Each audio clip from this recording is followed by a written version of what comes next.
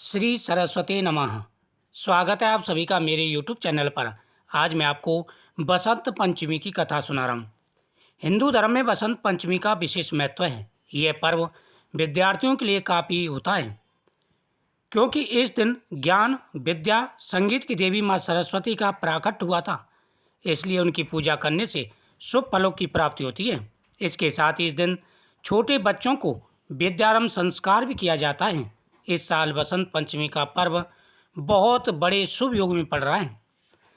भागवत के अनुसार माघ मास के शुक्ल पक्ष की पंचमी तिथि को संगीत, काव्य कला, शिल्प, रस, छंद, शब्द व शक्ति की देवी माँ सरस्वती का जन्मोत्सव मनाया जाता है।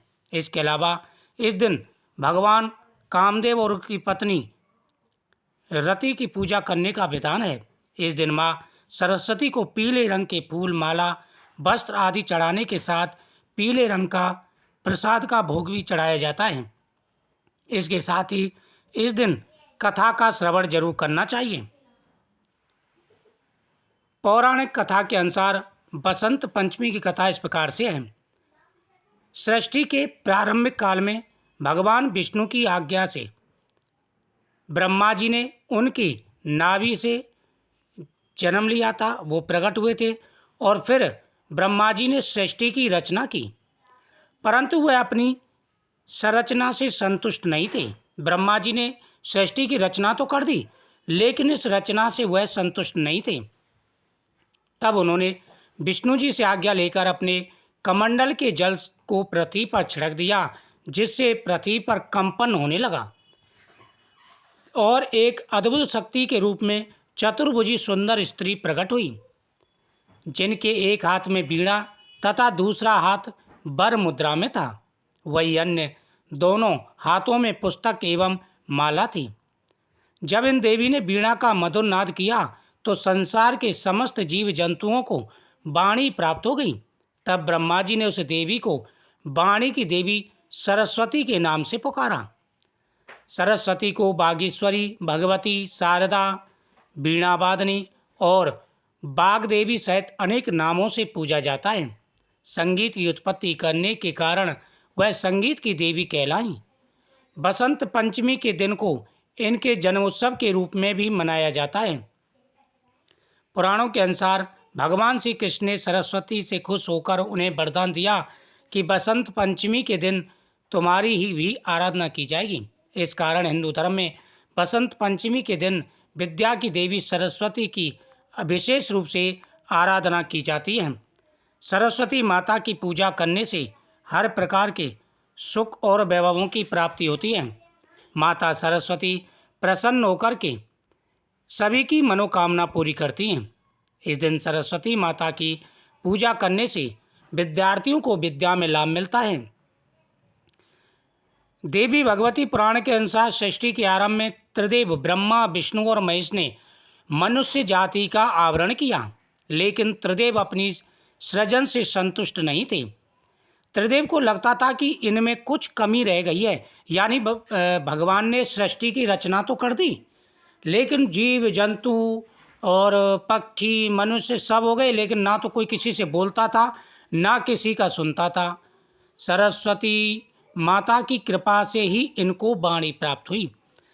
जब देवों ने देखा कि सृष्टि की रचना तो हो गई है, ना कोई किसी से बोलता है, ना कुछ सुन रहा है, बिल्कुल सृष्टि में फीका फीकापन है, कोई भी संगीत नहीं, तो त्रिदेवों को संतुष्टि नहीं हुई। त्रिदेवों को लगता था कि इसमें कुछ कमी रह गई है, जिसके कारण पूरे ब्रह्मांड में शांति ही शांति है। ऐसे में ब्रह्मा जी ने भगवान विष्णु और शिव से अनुमति लेकर अपने कमंडल से जल लेकर वेदों मंत्रों का उच्चारण करते हुए छिड़का, जिससे एक अद्भुत शक्ति का प्रादुर्भाव हुआ। यह प्रादुर्भाव एक चतुर्भुजी सुंदर स्त्री की थी, जिनकी एक हाथ में वीणा और दूसरे हाथ से तथास्तु मुद्रा को संबोधित कर रही थी। यानी जब ब्रह्मा जी ने आज्ञा ली कि प्रभु सृष्टि में तो बिल्कुल सूनापन है, ना कोई किसी से बोल रहा है, ना कुछ सुन रहा है, ना कुछ, मतलब यह कि सारा कुछ सुनसान था, शांति शांत था। वे लोग घूम रहे थे, ना कोई किसी से बोल रहा था, ना चल रहा था।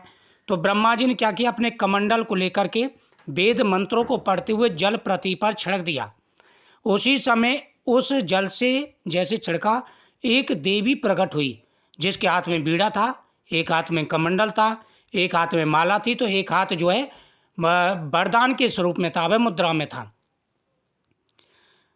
वह देवी प्रकट हुई जिसके तेज से चारों तरफ प्रकाश फैल गया। यह प्रादभार एक चतुर्भुजी सुंदर स्त्री की थी, जिनकी एक हाथ में बीड़ा, दूसरे हाथ में तथास्तु मुद्रा तो संबोधित कर रही थी, जबकि अन्य दोनों हाथों से पुस्तक और माला थी। त्रिदेवों ने उनका अभिवादन किया और उनसे बीड़ा बजाने का अनुरोध किया। माता सरस्वती ने त्रिदेव का अभिवादन स्वीकार करते हुए जैसे ही वीणा का मधुर नाद किया, तीनों लोकों के सभी जीव जंतु व प्राणियों को वाणी प्राप्त हो गई। यानी जैसे ही माता सरस्वती ने वीणा बजाना प्रारंभ किया, वहाँ से ध्वनि निकली, संगीत निकला, और फिर सभी जीव जंतु को सुनने की शक्ति और बोलने की शक्ति प्राप्त हो गई।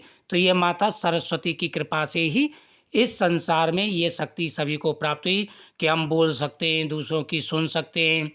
और संगीत जो पैदा हुआ, जो आज संगीत चल रहा है संसार में, ये माता सरस्वती की कृपा से ही संगीत प्रकट हुआ। समस्त लोक वीणा के मधुरता में भाव विभोर हो गई। माँ की वीणा की मधुरता से समस्त लोक में चंचलता व्याप्त हो गई। इस कारण त्रिदेव ने माँ सरस्वती को वरदान दिया। सबसे पहले तो उनका नाम सरस्वती रखा और वरदान दिया कि आज के दिन पूरा संसार तुम्हारी पूजा करेगा। उस दिन का जो दिन था वो था बसंत पंचमी का दिन। ये दिन बहुत बड़ा दिन है। इस दिन आप कोई भी शुभ कार्य कर सकते हैं। इस दिन माता को पीली मिठाई समर्पित करें, माता को पीले पुष्प समर्पित करें, माता के सामने हाथ जोड़ करके प्रार्थना करें, श्री सरस्वती नमः, ओम ऐं ह्रीं श्रीं वाग्देव्ये सरस्वती नमः। इन मंत्रों का जाप करते हुए माता सरस्वती की आराधना करें। माता सरस्वती सभी की मनोकामनाएं पूरी करती हैं। जब वह प्रकट हुई और ब्रह्मा जी के अनुरोध पर उन्होंने अपनी वीणा से यहाँ पर संसार की रचना की, जीवन प्रदान किया। जब उन्होंने वीणा बजाना शुरू किया तो पहला अक्षर सा निकला। जैसे हम सीखते हैं, शुरुआत में हारमोनियम सीखते हैं तो पहली ध्वनि सा ये बोलते हैं, तो पहला जो शब्द निकला था वो सा निकला था, जो वर्णमाला 7 संगीत स्वरों 7 स्वरों से पहला है। इस प्रकार ध्वनि सहित ब्रह्मांड को ध्वनि प्राप्त हुई। इससे भगवान ब्रह्मा प्रसन्न हुए और उन्होंने सरस्वती का नाम बागेश्वरी भी रख दिया। उनके हाथ में वीणा है, इसलिए उन्हें वीणा पाणी भी कहा जाता है। माता सरस्वती सभी की मनोकामनाएं पूरी करते हैं। तो इस प्रकार से माता सरस्वती इस कथा का श्रवण करें और बच्चों के नाम से आप माता के सामने पूजा करें। पीले पुष्प, पीली मिठाई, पीले फल चढ़ाएं, गरीबों में बांटें और पुस्तक बांटें। इससे हर मनोकामना पूरी हो जाती है। श्री सरस्वती नमः।